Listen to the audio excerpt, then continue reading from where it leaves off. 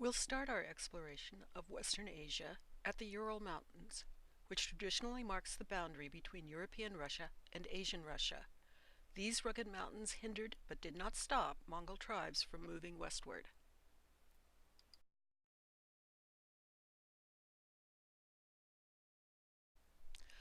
Moving southward along the range brings us to the Aral Sea.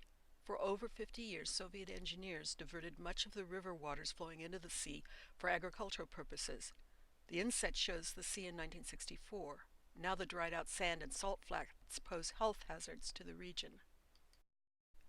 The Indus Valley, shown here, marked the boundary of Persia and later Arabic control of Asia.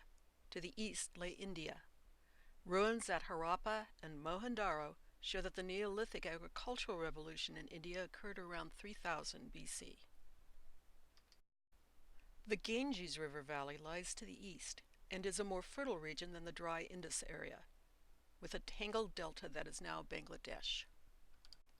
Perhaps the most famous monument in India, a subcontinent of monuments, is the Taj Mahal, the mausoleum on the Yaman River in Agra, commissioned by Shah Jahan as the tomb of his favorite wife.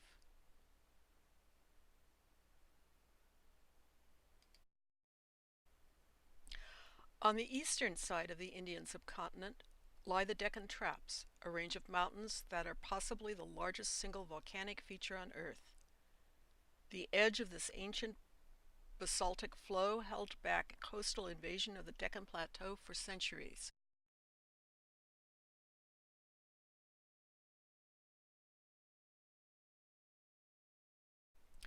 India today is a densely populated country where every inch of arable land must be cultivated to feed its population.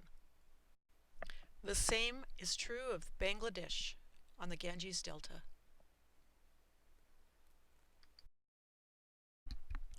This low-lying country is under perpetual threat of flood from its rivers or by sea surge during monsoons.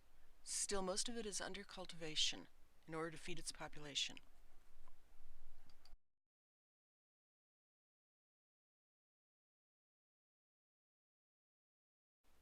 The capital city at Dhaka is a center of technology for the whole Southeast Asian region. To the northwest of Bangladesh lies the nearly isolated region of Assam, where the huge Brahmaputra River drains runoff from the Himalayas into the Ganges.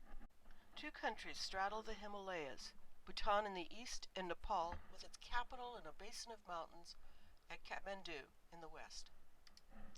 Nearly 3 million people live and work in this city of temples.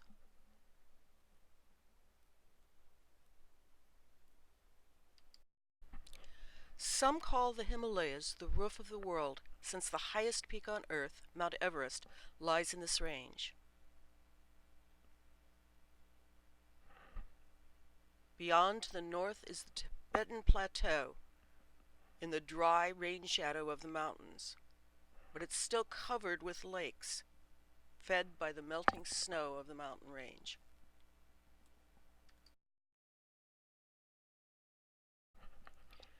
At its southern edge is the city of Lhasa, the ancient home of the Dalai Lama, religious leader of many Buddhists.